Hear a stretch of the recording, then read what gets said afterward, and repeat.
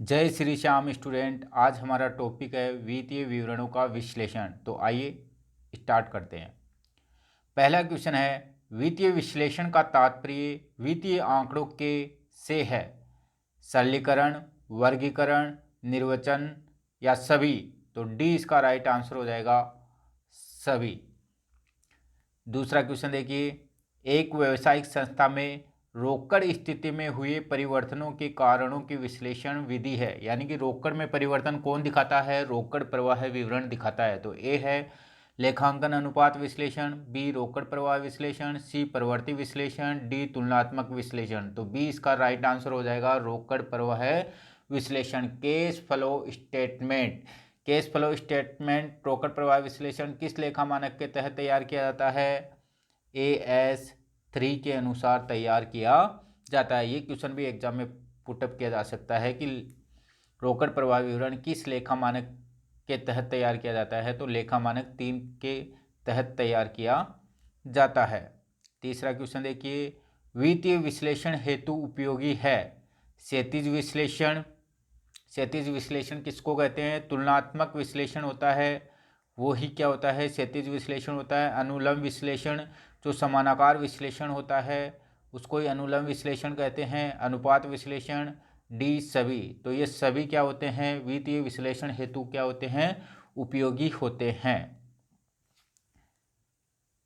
अगला क्वेश्चन देखिए, वर्तमान में एक व्यावसायिक संस्था के वित्तीय विवरणों में सम्मिलित होते हैं। ए तुलन पत्र या चिट्ठा, बी लाभ व हानि विवरण, सी रोकड़ प्रवाह विवरण, डी सभी। तो ये सभी वित्तीय विवरणों के अंतर्गत सम्मिलित होते हैं। अगला क्वेश्चन देखिए, वित्तीय विवरणों का विश्लेषण उपयोगी है लेनदारों के लिए, प्रबंधकों के लिए, अंशधारियों के लिए, सभी। तो ये सभी के लिए उपयोगी होता है। अगला क्वेश्चन देखिए, परवर्ती विश्लेषण की तकनीक है। परवर्ती विश्लेषण की तकनीक पूछ रहा है। तो ए परवर्ती अनुपात, बी समानाकार विश्लेषण, सी लेखांकन अनुपात विश्लेषण, डी रोकड़ प्रवाह विश्लेषण। तो ए इसका राइट आंसर हो जाएगा, परवर्ती अनुपात। परवर्ती अनुपात ही परवर्ती विश्लेषण की तकनीक होती है। अगला क्वेश्चन देखिए, समानाकार चिट्टे के प्रारूप में संबंधित योग को 100 में परिवर्तित किया जाता है। तो समानाकार चिट्टे में अपन असेट्स को भी 100 मानते हैं और लाइबिलिटीज को भी 100 मानते हैं। ऑप्शन देखिए, ए संपत्ति पक्ष के योग को, बी पूंजी व दायित्व पक्ष के योग को, सी दोनों को। तो सी इसका राइट आंसर हो जाएगा, दोनों को अपन क्या मानते हैं? 100 मानते हैं। अगला क्वेश्चन देखिए, बेचे गए माल की लागत, कॉस्ट ऑफ गुड्स सोल्ड, इसको बोलते हैं परिचालन से आगम की लागत। Cost of revenue from operation भी बोलते हैं इसको। तो इसका सूत्र देखिए, ए में लिख रखा है प्रारंभिक स्टॉक प्लस शुद्ध क्रय माइनस प्रत्यक्ष व्यय। माइनस प्रत्यक्ष व्यय नहीं होते, प्लस होते हैं। तो ए गलत हो गया। बी देखिए, प्रारंभिक स्टॉक प्लस शुद्ध क्रय प्लस प्रत्यक्ष व्यय माइनस अंतिम स्टॉक। तो बी इसका क्या हो जाएगा? राइट आंसर हो जाएगा। अगला क्वेश्चन देखिए, शिव लिमिटेड के तुलनात्मक लाभ हानि विवरण में वर्ष 2020 व वर्ष 2021 में परिचालन से आगम क्रमशः 8 लाख व 9 लाख रुपए है। परिचालन से आगम में आनुपातिक परिवर्तन का प्रतिशत होगा। आनुपातिक परिवर्तन देखना है अपन को। तो देखिए, 8 लाख से 9 लाख कितने लाख की वृद्धि हुई? 1 लाख की वृद्धि हुई। और पिछले वर्ष कितना आगम था? 8 लाख। तो 8 लाख था इंटू 100। तो 5 जीरो से 5 जीरो 100 में 8 का भाग लगाओगे तो कितना आ जाएगा? 12.5%। तो ए इसका राइट आंसर हो जाएगा। अगला देखिए, वित्तीय विश्लेषण की विशेषता है वित्तीय विवरणों में दी गई मदों को सरल रूप में प्रस्तुत करना, उचित एवं स्पष्ट वर्गों में विभाजित करना, तुलनात्मक रूप में प्रस्तुत करना, सभी। तो इसका राइट आंसर हो जाएगा, सभी। अगला क्वेश्चन देखिए, किस विश्लेषण को गतिशील माना जाता है? ए क्षैतिज विश्लेषण, बी शीर्ष विश्लेषण, सी आंतरिक विश्लेषण, डी बाह्य विश्लेषण। तो क्षैतिज विश्लेषण को ही क्या कहा जाता है? गतिशील विश्लेषण माना जाता है। अगला क्वेश्चन देखिए, समरूप विश्लेषण को किस अन्य नाम से भी जाना जाता है? ए क्षैतिज विश्लेषण, बी अनुलंब या शीर्ष विश्लेषण, सी आंतरिक विश्लेषण, डी बाह्य विश्लेषण। तो बी इसका राइट आंसर हो जाएगा। समरूप विश्लेषण होता है उसको वर्टिकल, इंग्लिश में बोलते हैं इसको वर्टिकल विश्लेषण, अनुलंब विश्लेषण, शीर्ष विश्लेषण या ऊर्ध्वाकार विश्लेषण या लंबवत विश्लेषण, कई नाम है हिंदी में, इंग्लिश में इसको बोलते हैं वर्टिकल। अगला देखिए, कौन सा विश्लेषण केवल एक वर्ष के आंकड़ों पर आधारित होता है? जो समरूप विवरण है वो एक वर्ष के आंकड़ों पर आधारित होता है। तो ए देखिए रोकड़ प्रवाह विवरण, गलत है। बी लाभांश विश्लेषण, ये भी गलत है। सी शीर्ष विश्लेषण, हाँ शीर्ष विश्लेषण होता है वो एक वर्ष के आंकड़ों पर आधारित होता है, चाहे इसको लंबवत विश्लेषण बोल दो, चाहे ऊर्ध्वाकार विश्लेषण बोल दो, चाहे अनुलंब विश्लेषण बोल दो। तो ये एक वर्ष के आंकड़ों पर होता है, जबकि क्षैतिज विश्लेषण है वो आपके 2 वर्षों के आंकड़ों पर आधारित होता है। रोकड़ प्रवाह विवरण भी वो 2 वर्षों के आंकड़ों पर आधारित होता है। अगला क्वेश्चन देखिए, वित्तीय विवरणों के विश्लेषण का मुख्य उद्देश्य है? ए वित्तीय सुदृढ़ता की जानकारी प्राप्त करना, बी अन्य फर्मों से तुलनात्मक अध्ययन करना, सी प्रबंधकीय कुशलता का ज्ञान प्राप्त करना, डी सभी। तो डी इसका राइट आंसर हो जाएगा, ये सभी वित्तीय विश्लेषण के उद्देश्य है। अगला देखिए, वित्तीय विवरणों के विश्लेषण की मुख्य सीमा है? ए झूठे दिखावों से प्रभावित, बी भावी अनुमानों में कठिनाई, सी मूल्य स्तर में परिवर्तन प्रकट न करना, सभी। तो डी इसका राइट आंसर हो जाएगा, ये सभी वित्तीय विवरणों के विश्लेषण की सीमाएं होती है। अगला क्वेश्चन देखिए, निम्न में से वित्तीय विवरणों के विश्लेषण की कौन सी सीमा नहीं है? अब की बार पूछ रहा है कि सीमा नहीं है। ए व्यक्तिगत पक्षपात से प्रभावित, बी वित्तीय सुदृढ़ता की जानकारी देना, सी गुणात्मक विश्लेषण का अभाव, डी लेखांकन अवधारणाओं पर आधारित।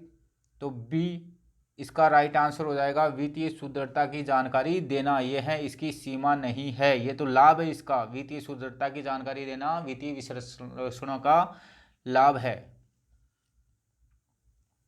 अगला देखिए, वित्तीय विश्लेषण की कमी है कि ये लाभप्रदता को मापते हैं, शोधन क्षमता को मापते हैं, गुणात्मक विश्लेषण नहीं करते, तुलनात्मक अध्ययन करते हैं। तो 17 में हो जाएगा सी गुणात्मक विश्लेषण नहीं करते।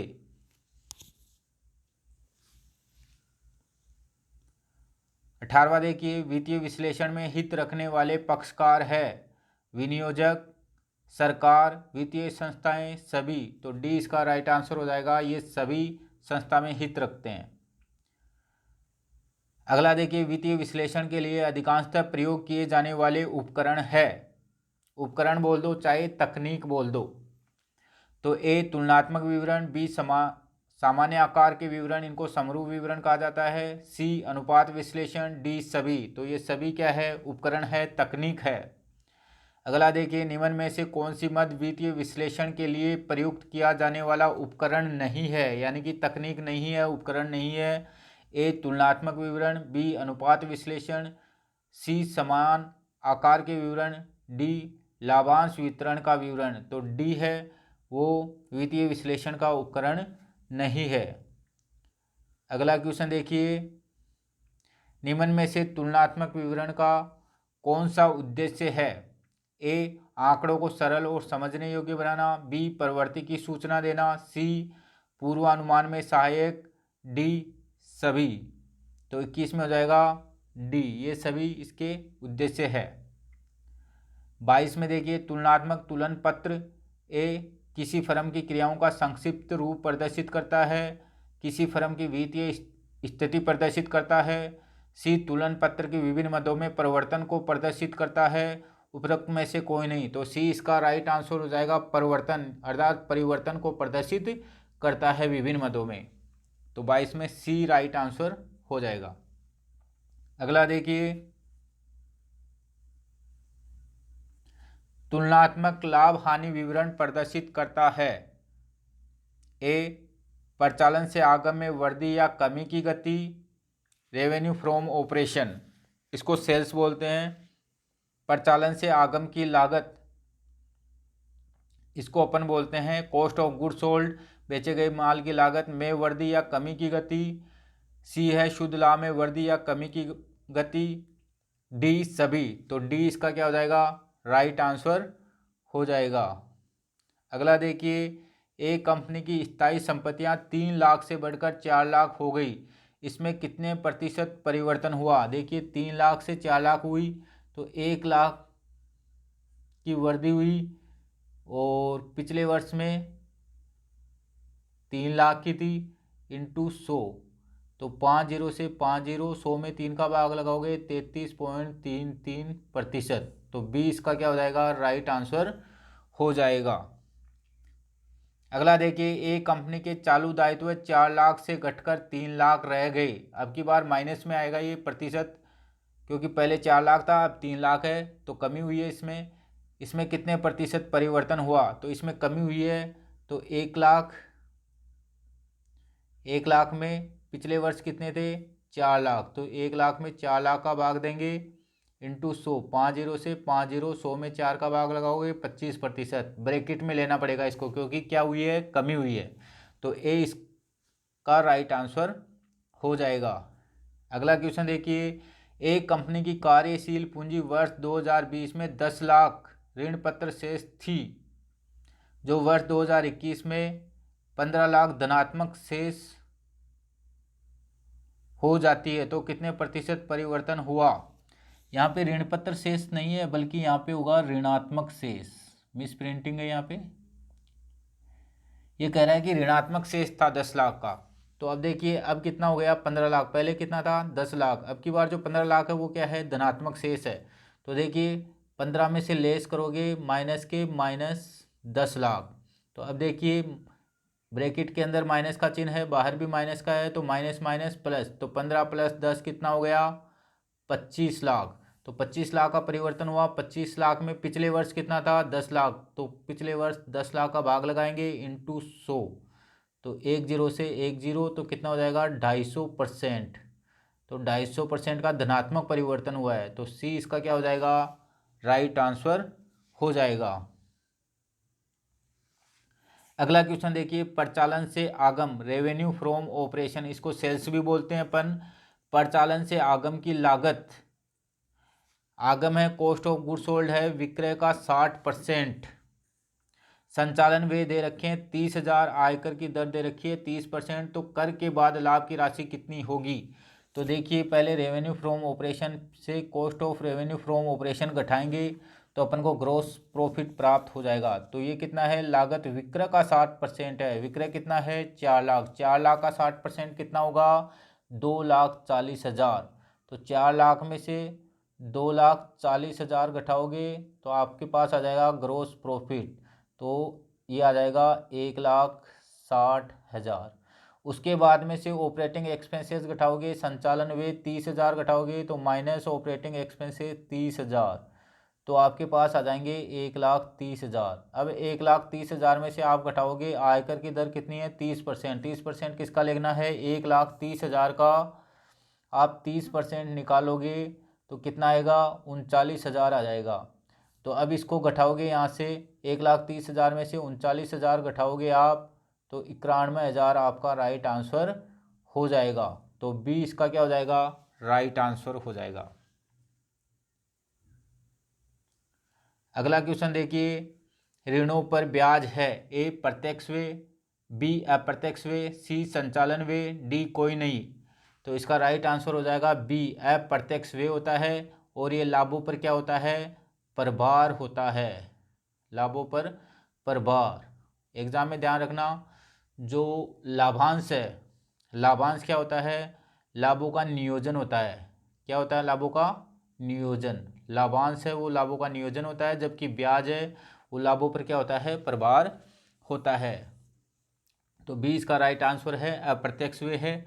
अगला देखिए, प्रचालन से आगम में से प्रचालन से आगम की लागत यानी कि सेल्स में से कॉस्ट ऑफ गुड सोल्ड घटाकर क्या ज्ञात किया जाता है, ग्रोस प्रॉफिट ज्ञात किया जाता है, सकल लाभ ज्ञात किया जाता है।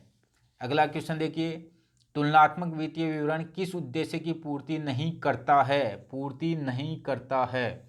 कौन सा विवरण, तुलनात्मक वित्तीय विवरण संपत्तियों एवं दायित्वों में परिवर्तन की मात्रा सूचित करता है। हाँ, ये परिवर्तन दर्शाता है।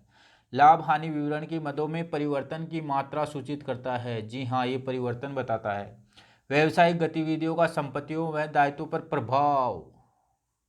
डी देखिए, संपत्तियों व दायित्वों में परिवर्तन की दिशा। हाँ जी हाँ, ये परिवर्तन दर्शाता है। देखिए बाकी सभी ऑप्शन में परिवर्तन आ रहा है, जबकि सी में प्रभाव के बारे में बताया गया है, तो सी इसका राइट आंसर हो जाएगा। ये प्रभाव नहीं दिखाता है बल्कि ये परिवर्तन दिखाता है। आगे देखिए, परिचालन से आगम यानी कि सेल्स में से सकल लाभ। सेल्स में से अपन ग्रोस प्रॉफिट घटाते हैं तो क्या आता है, cost of good sold, COGS, बेचे गए माल की लागत आता है। तो ए इसका क्या हो जाएगा, राइट आंसर हो जाएगा। यदि एग्जाम में बेचे गए माल की लागत की जगह ये भी लिखा हुआ आ सकता है परिचालन से आगम की लागत, ये भी लिखा हुआ आ सकता है, तो इसका आप विशेष ध्यान रखना। अगला क्वेश्चन देखिए, क्षैतिज विश्लेषण के लिए किस तकनीक या उपकरण का प्रयोग किया जाता है। क्षैतिज विश्लेषण का मतलब है हॉरिजॉन्टल विश्लेषण। ए चिट्ठा, बी तुलनात्मक विवरण, सी समानाकार लाभ व हानि विवरण, डी समानाकार चिट्ठा या तुलन पत्र। तो बी इसका राइट आंसर हो जाएगा। तुलनात्मक विवरण को ही क्षैतिज विश्लेषण के नाम से जाना जाता है। समानाकार आय विवरण में विभिन्न मदों को के प्रतिशत के रूप में दर्शाया जाता है। आय विवरण किसको बोलते हैं, statement of profit and loss account को ही अपन क्या बोलते हैं, आय विवरण बोलते हैं।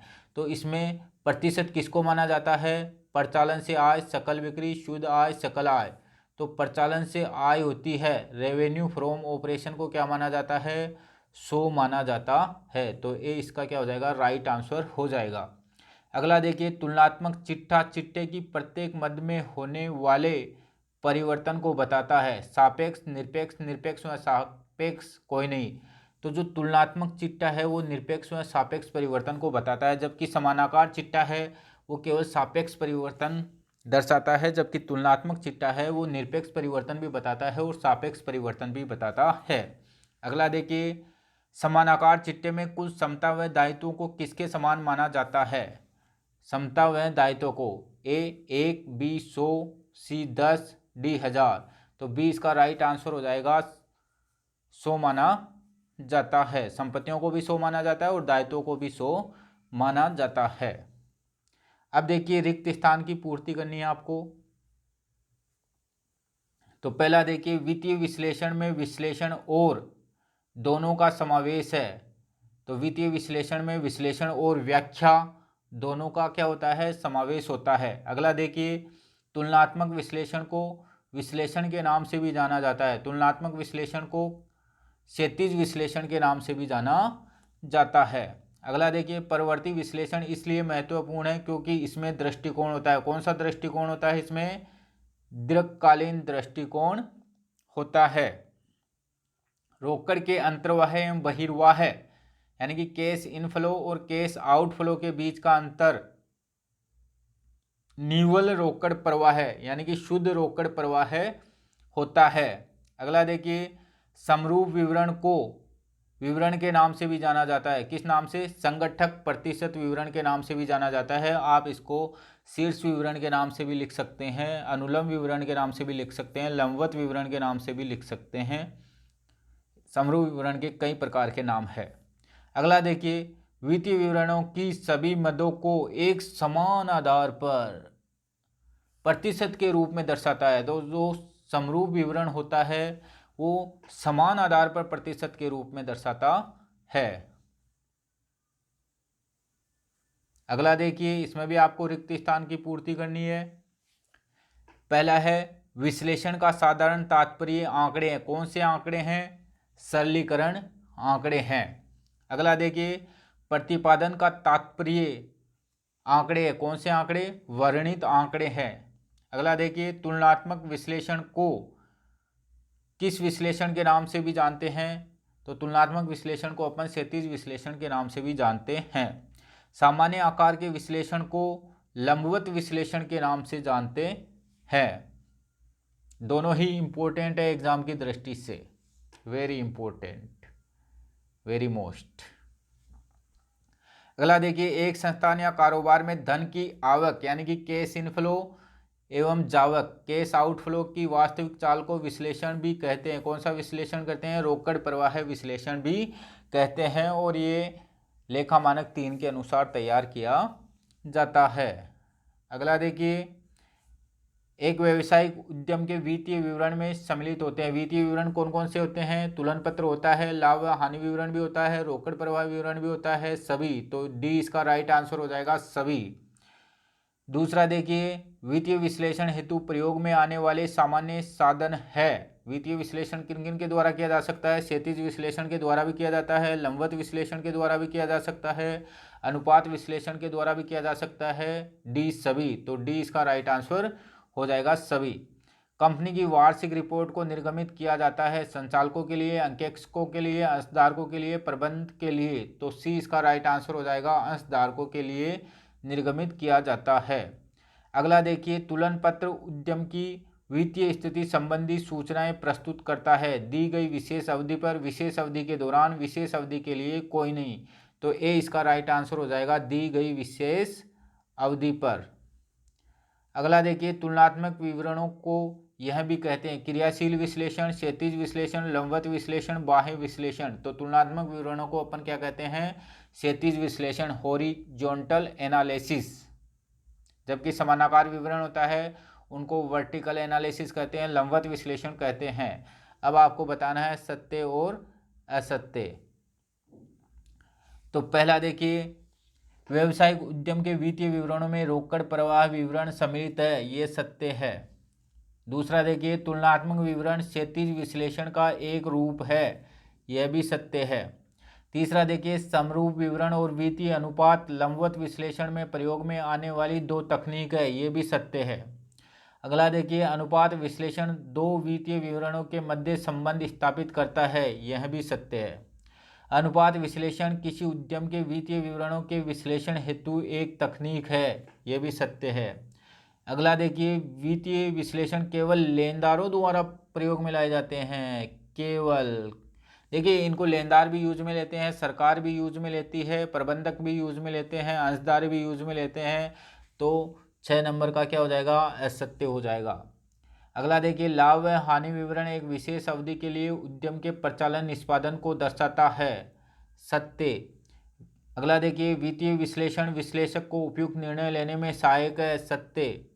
अगला देखिए, रोकड़ प्रवाह विवरण वित्तीय विवरण विश्लेषण की एक तकनीक है, सत्य। अगला देखिए, समरूप विवरण के प्रत्येक मद को समान आधार पर प्रतिशत में दर्शाता है, सत्य। दोस्तों, आज का हमारा वीडियो कैसा लगा? यदि आपको हमारा वीडियो अच्छा लगा तो इसे लाइक करें, कमेंट करें, शेयर करें और हाँ, सब्सक्राइब करना ना भूलें। जय श्री श्याम।